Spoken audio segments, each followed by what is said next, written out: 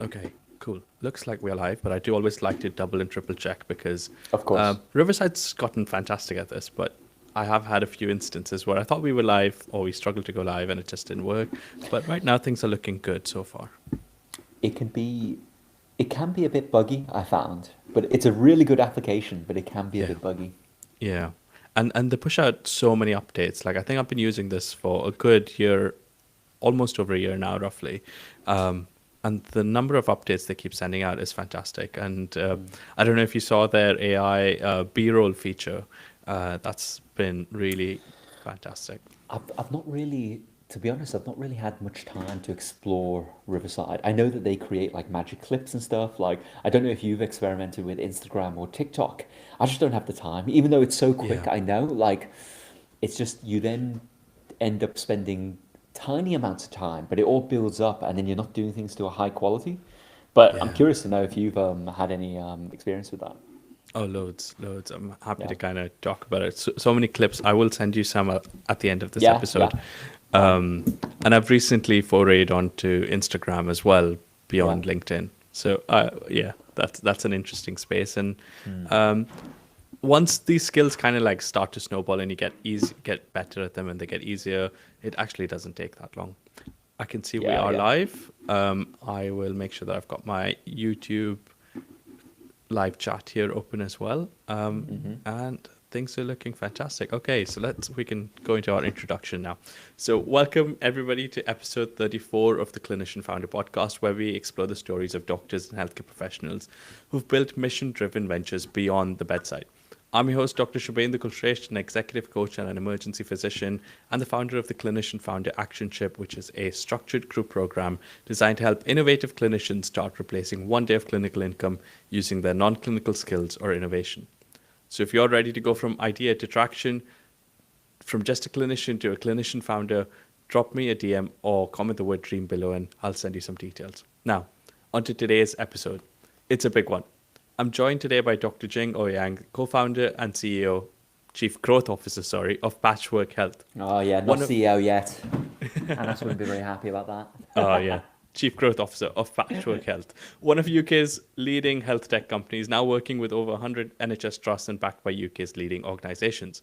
In this conversation, Jing and I dive into what it really takes to go from clinician to his current role as Chief Growth Officer, from identifying a real pain point in the NHS to building a scalable platform that's transforming workforce flexibility across the country. We'll talk about the early challenges, the turning points, the mindset shifts that make the difference between a good idea and a sustainable, mission driven company. Let's get into it. Thanks so much for joining me today, Jing. How are you? Yeah, I'm great. I'm great. Weather's good.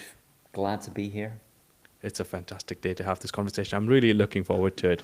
Um, it's I I was thinking about this podcast before starting, and I remember listening to your own episode where you were interviewed at on the Out of Program podcast, your own podcast, and it's a fantastic journey you've shared with us of how you started off in medicine in your foundation years, how the Patchwork Health idea came around, and where that took you, and all of the journey you've had, and with your co-founder Anas as well. Um, I think for today's conversation, I really want to deliver something for clinician founders, and we'll try and get into that. But before we go there, for somebody who may not be aware of who you are, of who Patchwork Health is, could you tell us a little bit more about you, please? Yeah, sure. So I am a doctor by background. I completed my foundation year training, but then I left back in, I mean, officially in 2018, to co-found Patchwork Health with my co-founder, Dr. Anas Nader. And what Patchwork is, for those of you who don't know, we are a workforce management platform for clinicians that is positioned for healthcare organizations, predominantly NHS trusts. And as you mentioned, we work with over 100 NHS trusts, which accounts to about, I think to date, we work with 54% of all NHS trusts in the UK. So, fairly Wow. scaled. And in terms of the products that we provide, it's all workforce management for clinicians. So we're talking job planning, rostering, appraisal revalidation, bank management, and agency management as well. So the complete value chain. Wow, that's fantastic. And I have to admit, I've been part of a trust, actually multiple trusts that use Patchwork Health. So I've had the pleasure of going through your workflow and experiencing the user interface, and it's really really fantastic. I really enjoy it. Yeah, and I think what's great now, having done this for the past, just over 9 years now, is that every so often I do come across clinicians, and when I describe what I do, they'll be like, "Oh, you're the people from Patchwork. You mean the literal app that we use for our day to day?" So it's really nice to have that level of impact and to actually have developed something that is so widely used across this niche kind of user base. Yeah, it really is. It's a funny moment. I think as a founder, you start to see businesses around you all the time, and especially in a hospital or healthcare setting, everything you touch is literally a business. And then you start to realize, wow, there's people behind this, there's founders behind this, there's stories behind this, and to finally meet one of them is mind blowing. Um, Yeah.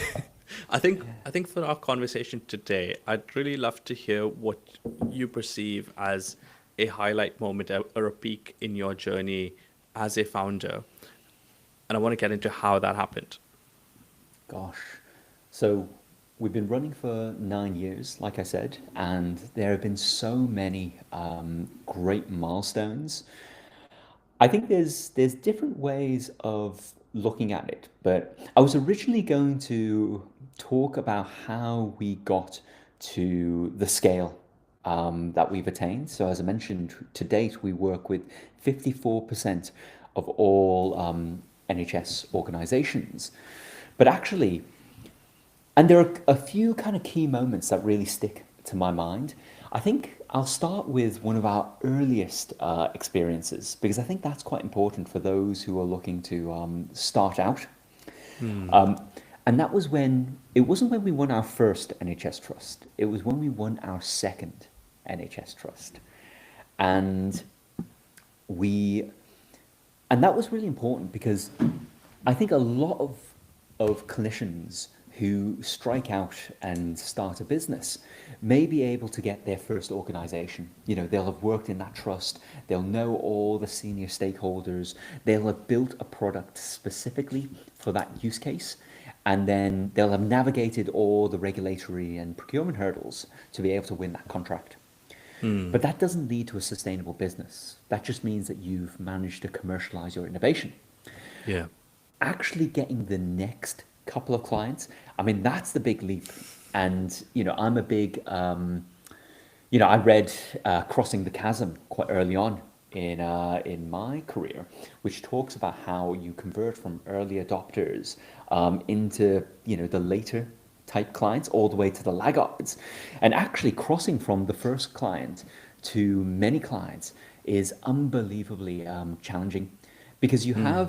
you'd think that it'd be a bit more straightforward, but as I mentioned, you've built your entire product around this one use case, and then you Yeah. have to go into a different organization where the go-to-market motion, the playbook that you may have mentally constructed in your mind may not really apply.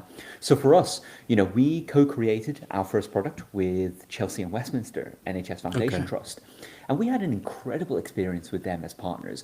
Anas had worked there as a Darcy Fellow and had a lot of insight into the inner workings of the organization.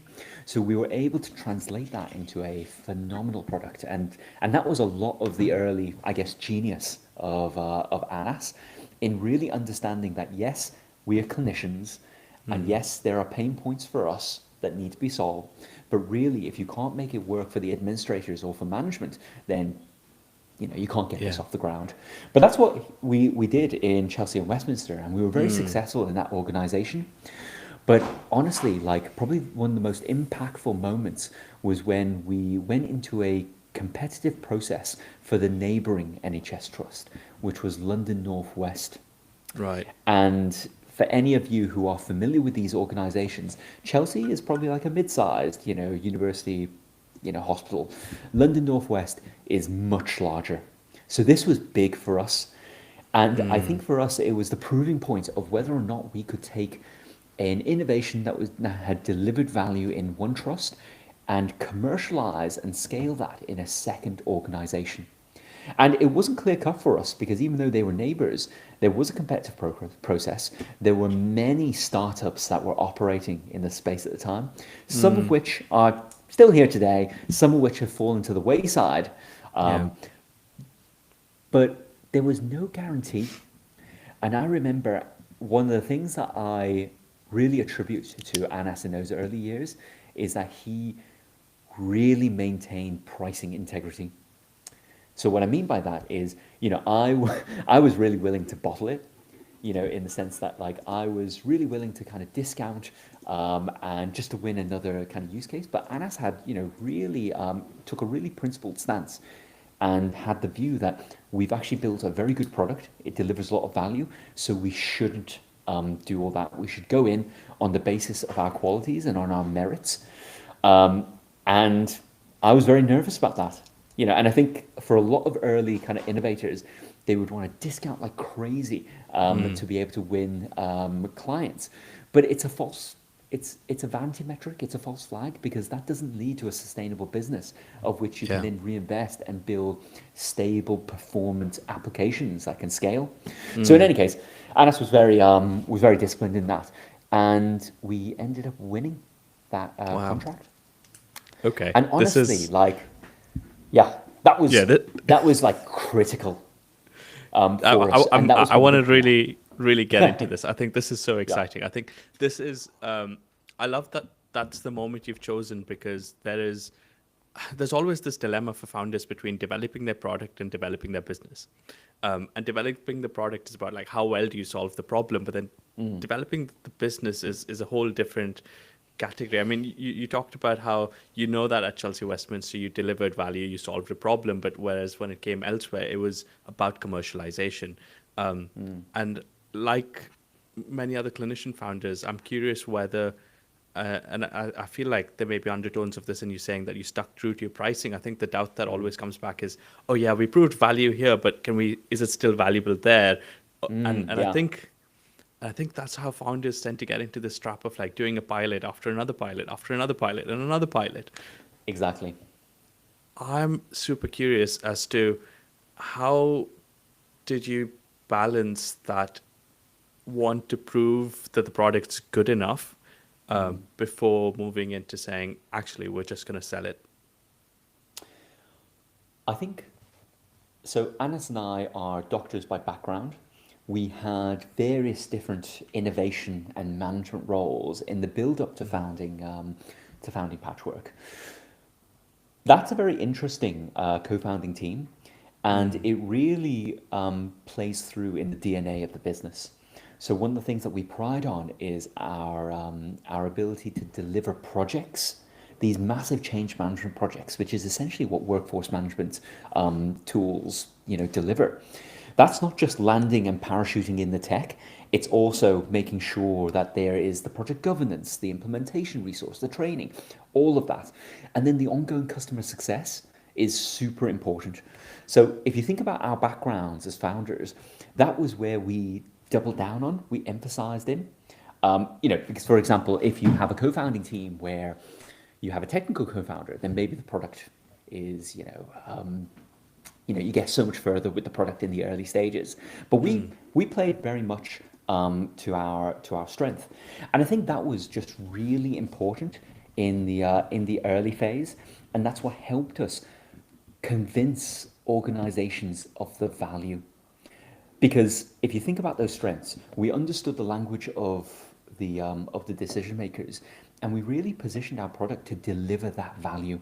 And we understood that. So it wasn't like we were kind of waving a shiny thing, like, oh, here's this AI, here's this blockchain, here's that, and it's going to make a difference.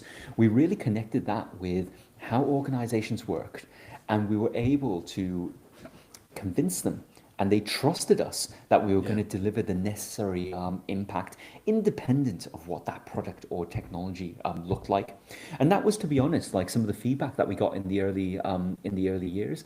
That yes, whilst we were a startup, people trusted us to be able to go above and beyond to deliver the outcome, whatever that may look like. And that was like very critical for that early stage. Yeah, that's really interesting. What I'm hearing with my quality improvement hat on is that you did a really good job of figuring out like what's contributing to the problem, what are all the factors you need to solve, and actually figuring out that it's not just your software, not just the platform, but actually everything else around it that leads to sustainable change. And that's what people are actually buying. They're not just buying a fancy platform. Did you kind of start with the intention for this always to be a platform, or like, I know a lot of people who start off saying, I've got an idea for an app, and that's where they start. But it sounds like there's a problem, let's try and solve it genuinely. I don't think when we started out, I don't think we had a hugely sophisticated view about becoming a platform and becoming a multi-product kind of organization. When Anna and I started out, I think partially because of our personality types, we just wanted to start something. That's Okay. what energized us. It's what we were passionate about. It's what excited us. Medical innovation. Yeah. And I think when we started out, it was very much to solve the pain point that both of us were experiencing. I'd taken some time out between my F1 and F2, and I tried to locum. And it was Okay. really painful because ironically, I was exploring all these different kind of innovation ideas, working for all these other businesses, and I wanted to keep my hand in clinical practice. And it was just really painful. A lot of it was done by, phone calls, Excel spreadsheets, Word documents like a circulated around. Nothing's updated. It's all very siloed. And we were just like, well, why can't you bring a fantastic consumer experience for the clinicians into these organizations? We were all used to things like Uber and Deliveroo. Why couldn't you translate that into a hospital? Yeah. And our big thesis was that if you could improve the experience for the clinicians, then they would actually book more shifts internally. And at that time, back in 2015, 2016, there was a huge delta between the Yeah. bank rate and the agency rate. It was mad at the time. It had national press focus about how much NHS trusts were spending on agency staff. So Agencies. Yeah. yeah, so that was the big thing for us. So I don't think we had like a very sophisticated like business plan, as it were. We were Okay. just two very enthusiastic people that wanted to solve a problem, and this was the pain point that we had an intimate knowledge about. Right. Okay. So you had this knowledge, you had your experiences of really knowing really good project management and delivering a solution. You got buy-in from your trusts and say, okay, let's work on delivering, creating this product together, and you proved the value. Did you ever consider that, okay, if you go to another trust, before you go to another trust, you need to do another pilot? Did that conversation never come up? I mean, we will have done pilots during our journey, but I think Okay. that I mean, and it's also easy to talk about these things in hindsight and make myself sound very prescient and very wise. But I think that, looking back, we tended to avoid pilots. Like, it seems like very common within health tech founders, clinical entrepreneurs, that they get into pilot-itis. They never translate a pilot into like a full paid commercial contract. Yeah. We actually broadly avoided that.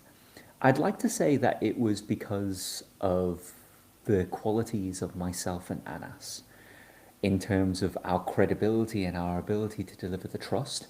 I also think it's because of the nature of the products as well. You couldn't really pilot. If you're building a temporary staffing product, it has to go trust wide, big bang, and with that comes a huge amount of resource investment on both sides. Yeah. So it didn't preclude itself to being good for pilots, if I'm being perfectly honest. But broadly, we were quite disciplined on that. And I think, Okay. when you look back in hindsight, you're like, well, that's the only way that the company has become sustainable, to be able to deliver, a platform of solutions across the NHS and to provide credible alternatives, because we maintain that kind of pricing integrity, because we maintain some commercial discipline alongside building a very good product.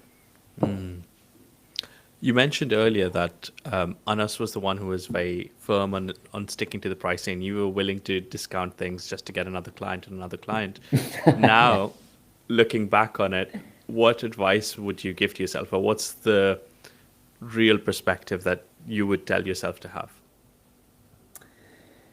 I think that I would say you have to really understand the value that you're delivering and then back yourself, which I think is very hard when you're just starting out and you're just desperate for anything.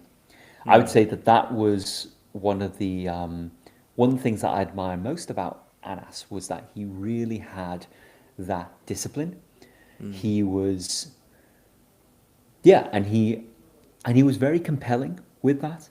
As I said, like, I would have been far more willing to probably, send the business down into pilotitis, but he maintained that Yeah. integrity, that principle, and I think that really kind of set us up for success in the mid to later years.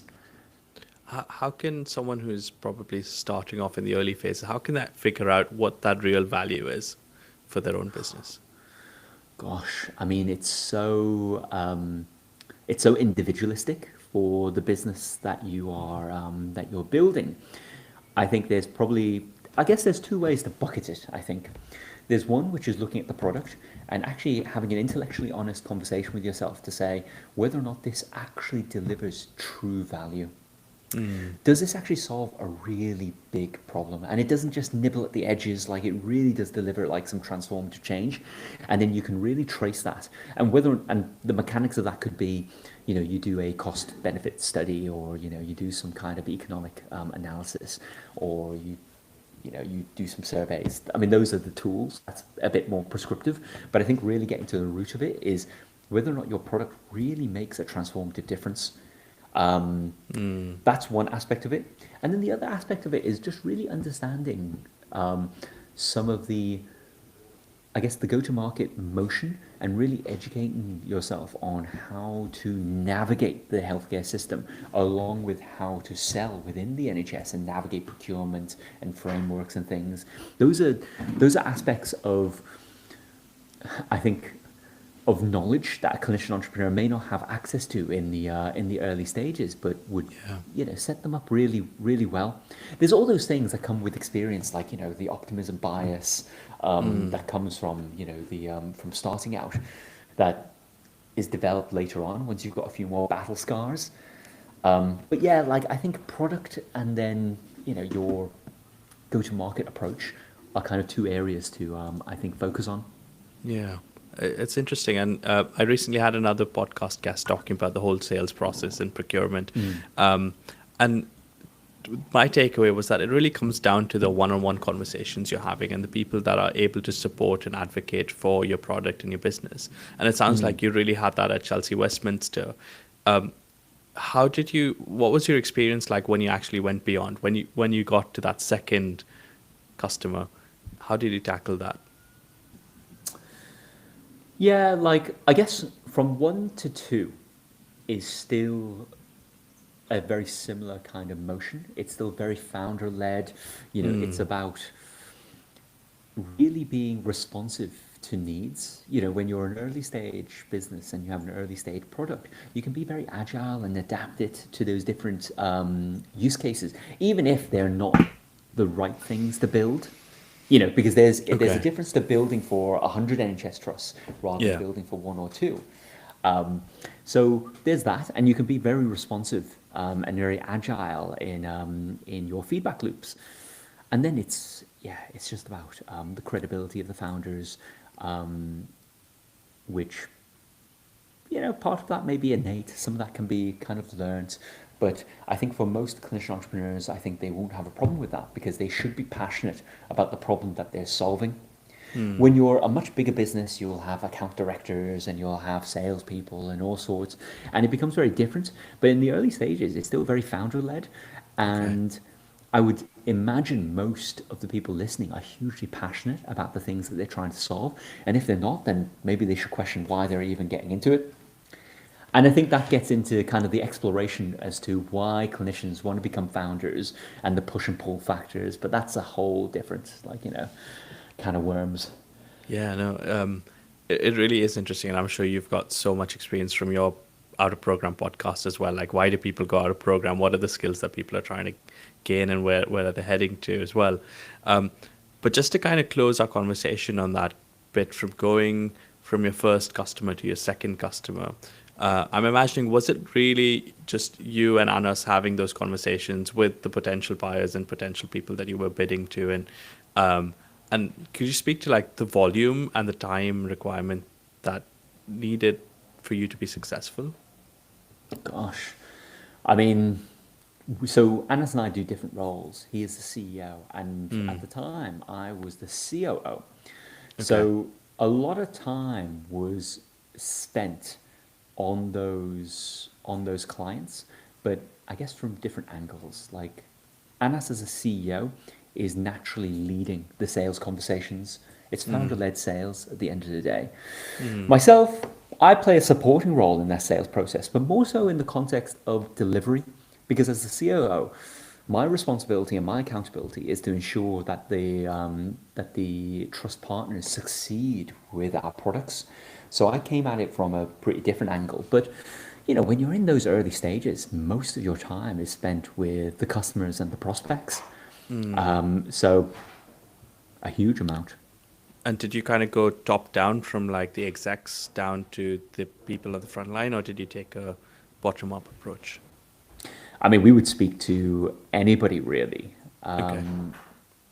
I think that for you know, I'm reluctant to provide some generalizable rules to this because, you know, what we did from 1 to 2 may not have been the same from 2 to 10, for example. Mm, But yes, like, you know, we're engaging at all levels.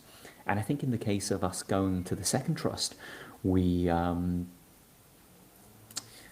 I think we were invited as part of a mini competition, but I think we've been trying to have a lot of conversations at all senior levels and okay. trying to get that advocacy from our first customer Yeah. to get those conversations into the second. Mm, okay. That's interesting. And do you think that led to why you were invited in the first place? Possibly. Oh yeah, yeah, of course, of Yeah. course. You know, we Yeah. had no brand, so Okay. you know, to get onto the radar, of course, we needed to get the advocacy and also Yeah. try and spark as many conversations as possible. I mean, to be Mm, fair, we still do that to this day. okay. That's fantastic. I can tell that most of your users are like me personally. I would advocate for Patchwork, and I think that's fantastic. Um, is there anything else you think we need to talk about with regards to going from that first place where you develop the product to an actual outside customer? I think there's also a more generalizable lesson for founders, which is that I think health tech, certainly in the UK, it's a different market to, I guess, to other domains. And I think it's worth recognizing that because I think many of the audience, like myself, will consume content around entrepreneurship, fundraising, startups that are more generalizable to technology as a whole. But I do think that the NHS is somewhat unique. So if you're going to start a business in that space, I think there needs to be a recognition that, you know, sales cycles are pretty long. The dynamics of whether it's selling software or hardware into the NHS are far more nuanced, I think, than maybe other. Actually, maybe that's unfair, but I think there's very specific processes and processes, I guess, dynamics of the market that are worth accounting for, and the fact that the NHS is in general like, you know, a single customer that many Yeah. clinician entrepreneurs will engage with. You have to account for those nuances in a way that's different to maybe other markets or other businesses that will serve, say, mid-market or have like a much different kind of total addressable market to that of the NHS. And I think then it's worth thinking this through in first principles as to how you fundraise, how you build out your product, how you work with customers. There may be Mm, differences to how you operate then in other markets that's worth reflecting on. Because I certainly think there were a generation of businesses that raised more like SaaS businesses. mm. And then I think that sets unrealistic expectations as to how you grow and build. And yeah, that's not setting up for success. Yeah, SaaS is not the same as SaaS in the NHS, and it's Exactly. it's it's got its own nuances. Do you feel like that may be a reason? I mean, my conversation surely suggests that a lot of people consider going direct to consumer. Was that something that Patchwork ever considered or are considering into the future? So when we started off, no, just because it wouldn't really, we couldn't see a model that could really work for the clinicians, to be honest. Mm. Like, the tool only works if you have, say, an entire complex organization signed up, because we're trying to create a marketplace product where the clinicians have visibility and access to a wider pool of work than they may be able to do. And for the NHS organisations, and if you break that down into the individual departments, they also want to be advertising their shifts to a Mm. much wider pool of eligible workers as well. So when you think about that marketplace dynamic, I guess you could describe ourselves as B to B to C, and C being the clinician. But Yep. ultimately, our customer, the person that pays our bills, is the NHS Trust themselves, and that was the model. Mm. Now, in more recent years, as we've gone into other product lines, that dynamic changes somewhat.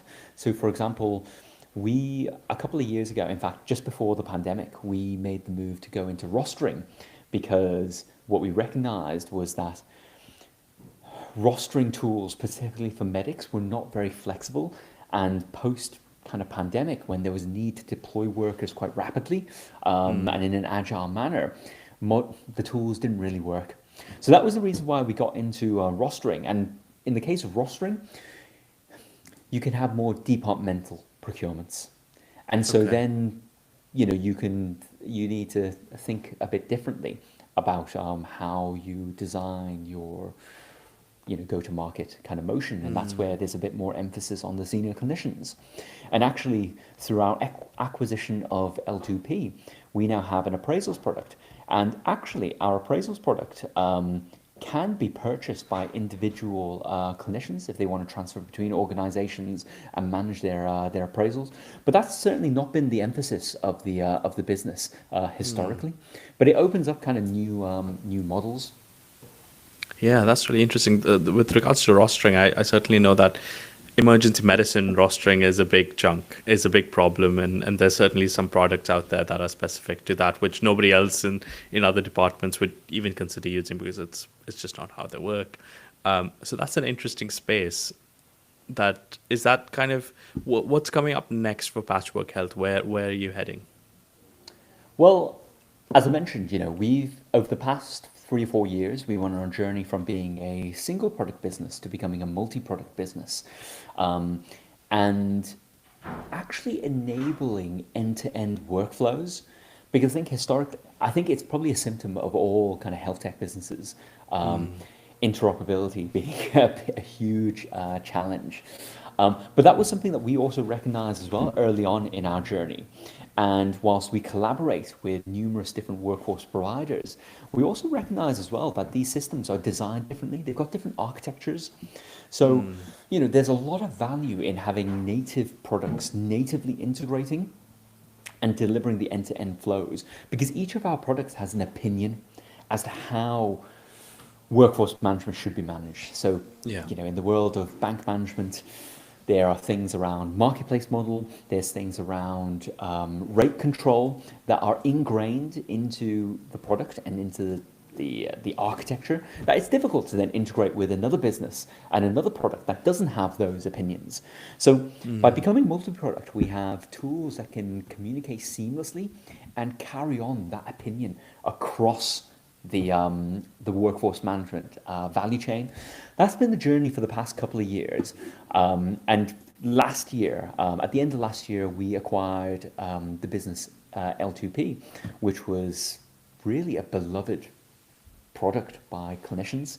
And that's been Mm. great, integrating those companies, integrating those products to provide that kind of native experience. I guess kind of moving forward, we want to deliver the full end to end for our NHS Trust partners.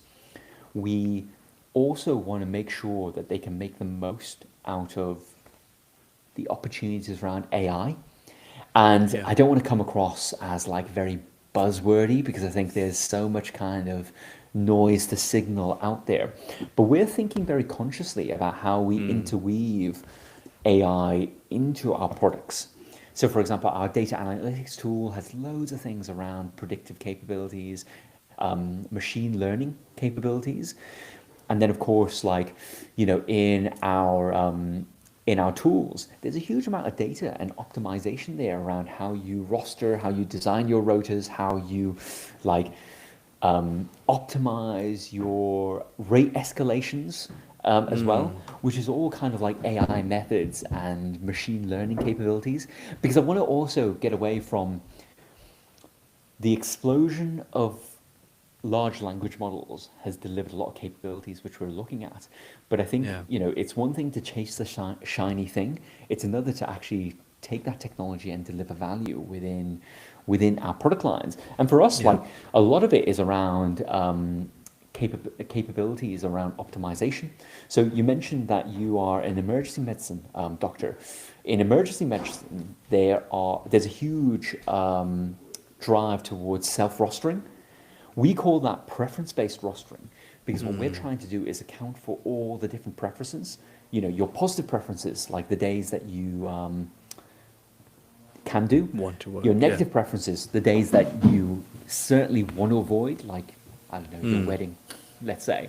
And Yeah. then also like all the kind of compliance rules, the skills mix, even some of the really granular requirements like your occupational health Mm. stipulations, building all of that, learning from that through multiple iterations in terms of what the departments prefer.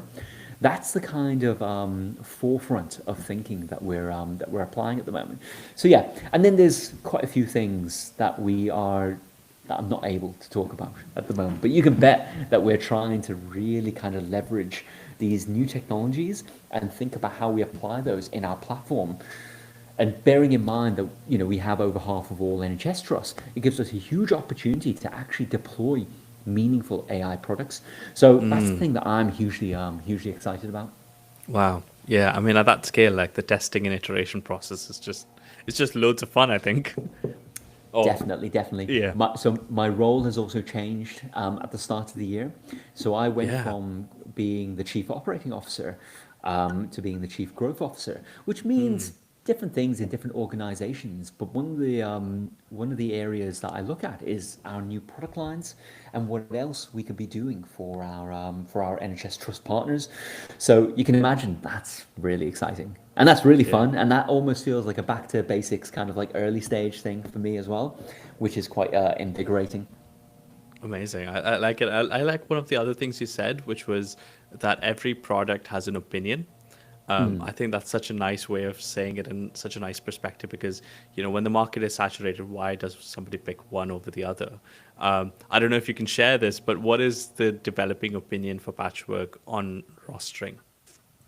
Yeah, yeah. No, so on that point about products having an opinion, this is also, I guess, the counterpoint to all these Mm. kind of vibe coded products. Like, I think there's this feeling that SaaS is dead because of the advent of AI, and I don't think that's true, because because whilst the mechanics of building product may have been streamlined and sped up, there's a huge amount of product thinking. And that Mm. is essentially what I mean by opinion. Like, how should the product work in a manner to deliver, say, temporary staffing in the optimized approach? Because like I think this is what really helped in the early years when Anas was managing a temporary staffing function as a Darcy Fellow in Chelsea and Westminster. There were Mm. current ways of doing things, and you can automate that and wrap a software around current methods. But actually, we had strong opinions about what we believed would actually deliver transformative change that would benefit the clinicians, the administrators, and the managers. And at that point, it was a combination of a marketplace solution, but also built in with automated workflows and opinions around how rate cards, rate escalations should be managed in the system. So that is what I mean as a broad bucket to opinion. Mm. And I don't think there is any kind of AI kind of tool that can deliver that insight Yeah. Yeah, which is where I No. think all the value lies. But on the topic of rostering, I think actually going back to that point about preference-based rostering, what we see a lot is that there are tools out there that enable self-rostering, which is basically the clinicians just pick the shifts that they want. But I think Yeah. it's easily gamifiable. So then you can, for example, we heard examples of certain clinicians front loading all of their shifts in a given at the start of a rotation, so that they're basically off the rest of the rotation. Which, Yeah. look, clearly is in the favor of the clinicians, but may not be in the favor of the department, or is deemed safe or practical from a HR compliance or a clinical governance perspective.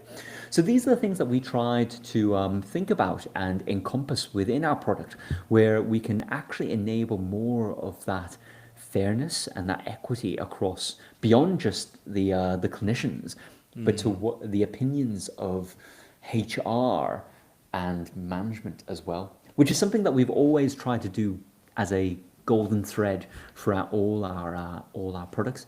But that's just one element of that, which is why we call it preference-based rostering rather than self-rostering, because we don't want it to be just a complete free-for-all, and one that Yeah. isn't fair to the clinicians as well, because there are other tools that just allow a first come first serve method, and that's Yeah. something that we also wanted to avoid.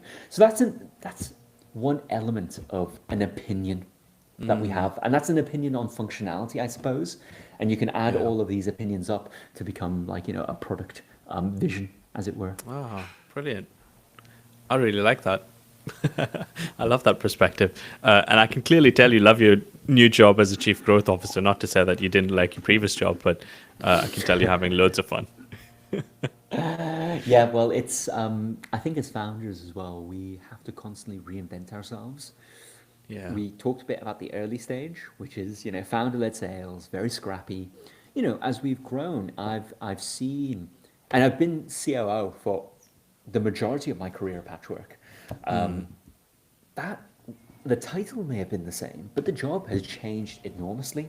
And we're also in a privileged position today where we can actually say, well, we can bring in great people that can take on some of my responsibilities. So we Yeah. brought in a chief operating officer, Georgie, who has been fantastic, and she can take on a lot of that portfolio of work and take it to the next level and do it better than I ever could, whilst then positioning myself to do the kind of more things that maybe only a founder can do, or maybe is better for a Yeah. founder to do. And you can reinvent yourself in that way. So whilst my role has changed from COO to CGO recently, that's been a nominative change.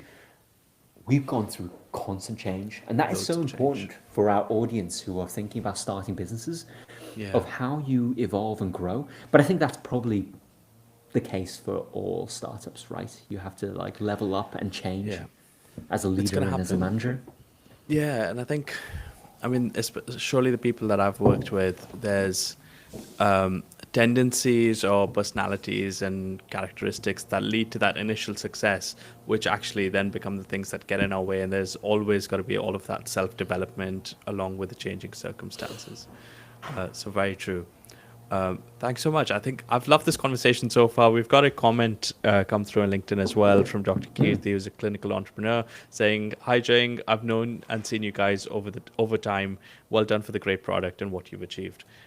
So people are enjoying this conversation and sort of sticking with us so far. You know what? Yeah, and just to respond to that, actually, Yeah, like go ahead. what I love is actually connecting with clinicians that use our products, because ultimately, like it's beyond my wildest dreams what we've achieved. When I started out, I just wanted to do stuff, Yeah. like I didn't want to become like some tech like billionaire or whatever, or like Mm. or become like it wasn't thinking. I really didn't think so much as a business person or as a tech entrepreneur. When I started out, I just wanted to do something and I wanted to make an impact. And I thought it'd be so cool if people are, you know, where you can kind of like impress upon the world like something that you've created that has come from you. So it's great Yeah. to kind of hear these kind of comments, because it's like, wow, that is the impact right there.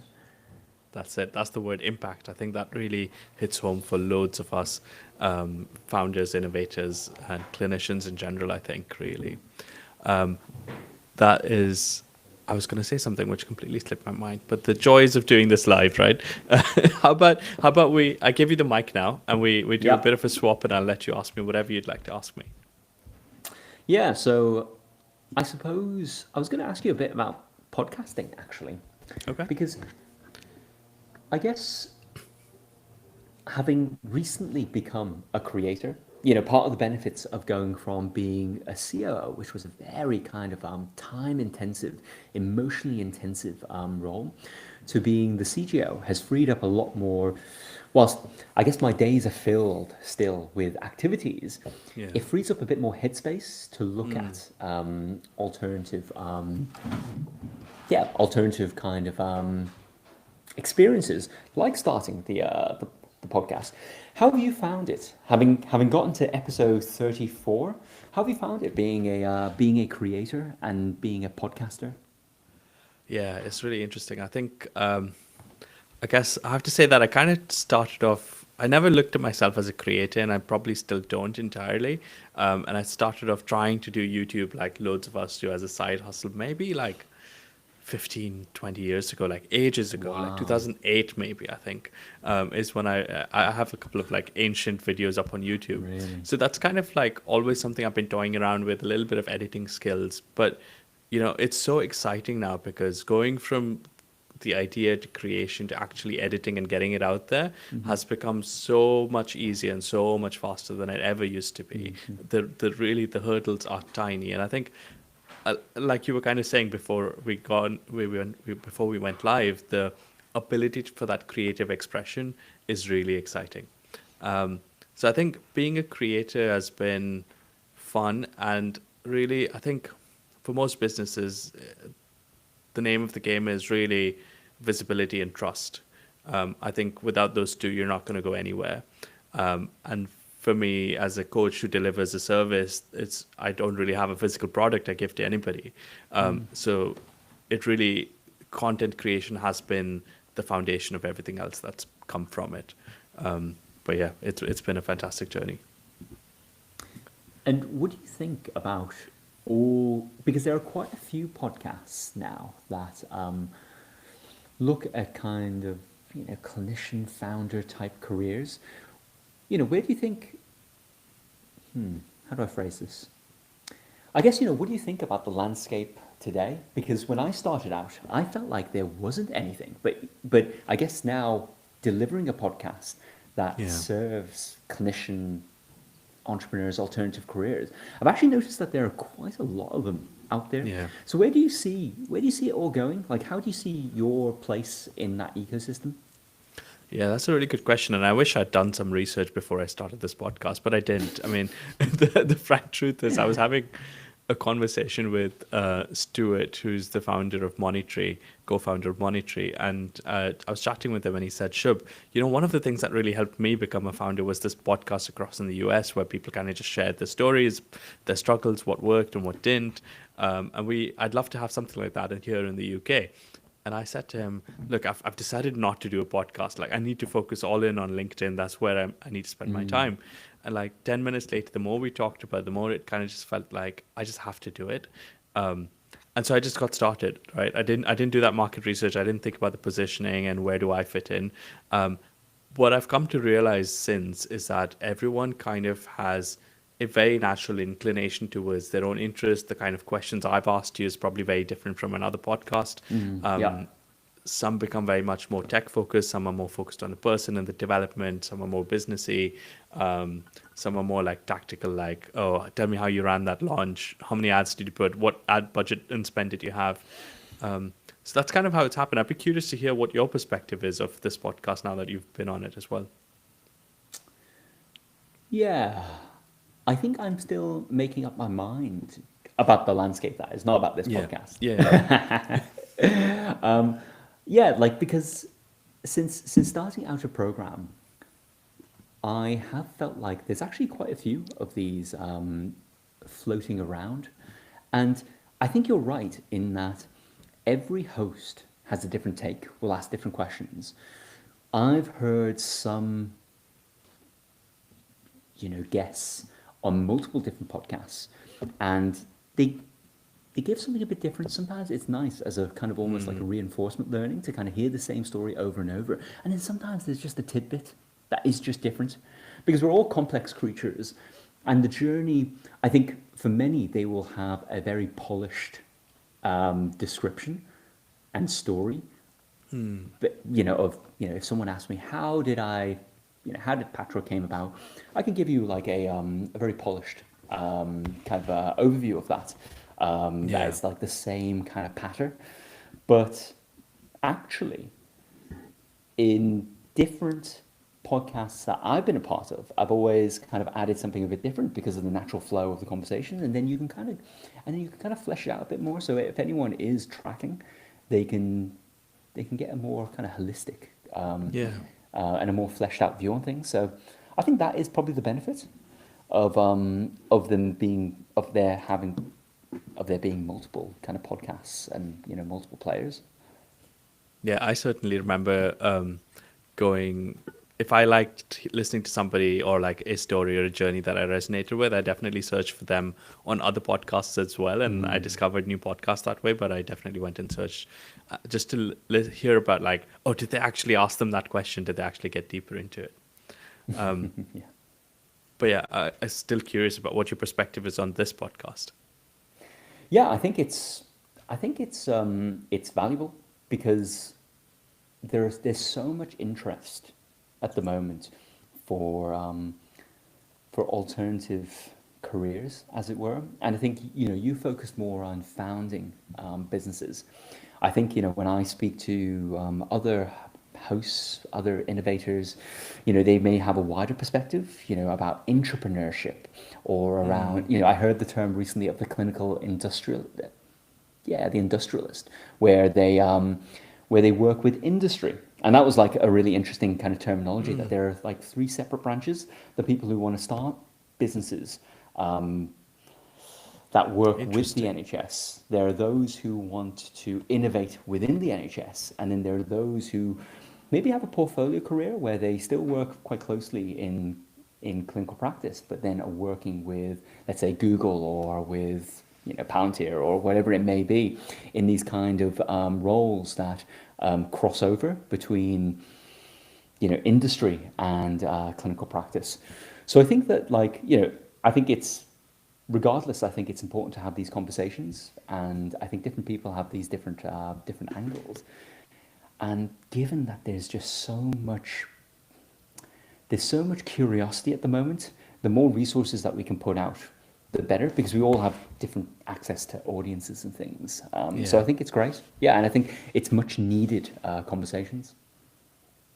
Yeah, absolutely. I agree. I think industrialist, clinician industrialist is an interesting term I've not come across.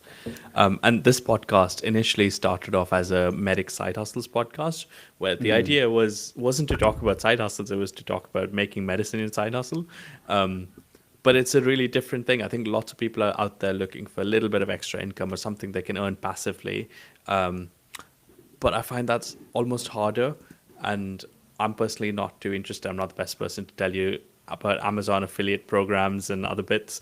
But I am very much interested in if you've got a vision of the future, a vision of healthcare in particular, that you think can be different, a way to leave your impact. How do you bring that to life? How do you make that happen? So that's fantastic. Any other questions, Jing? No, I think I asked all my burning ones. No worries. I think that's kind of going to be it for today. Just checking, making sure we've not got any questions or comments coming up. Nothing so far. Weekdays and lunchtime, I suspect people will probably be watching this in about half an hour and then leave questions for us. But if they've got anything for you in particular that they just want to have a conversation with you, what's the best place to get in touch? So you can reach out to me on LinkedIn, fairly active there. You can also listen to me on the Outer Program podcast. But yeah, those are probably the two best platforms to find me on. Connect with me Oh, on LinkedIn or Substack. fantastic. That's how we connected. And I just asked Jing Yeah, if he wants to true. be on my podcast. Lovely. So I'm going to say that's it for today's episode. A huge thanks to you once again, Dr. Jing, for joining us and sharing such powerful insights on what it takes to build and scale a health tech company from the ground up. If you found this valuable, make sure to follow or subscribe to the Clinician Founder podcast on YouTube or Spotify, and share this episode with a colleague who's building something of their own. And if you're serious about taking your own idea or expertise to the next level, applications are open for the Clinician Founder Actionship. Drop me a message and I can send you some more details. Now, make sure to join us live again on the Tuesday, 25th of November at 11:45 a.m. when I'll be speaking with Dr. Oscar Ferguson, the founder of Diku, a brand new software platform designed to empower clinician creators to share, sell, and scale their expertise online. We'll unpack how Oscar went from idea to launch, the process of building SaaS, and what the rise of clinician creators means for the future of medicine. Also, massive thanks to Dr. Akash Vijayan for the intro music of this podcast. Check out his work on Spotify and SoundCloud. Until then, keep building, stay bold, and remember, you have the power to create something extraordinary. See you soon.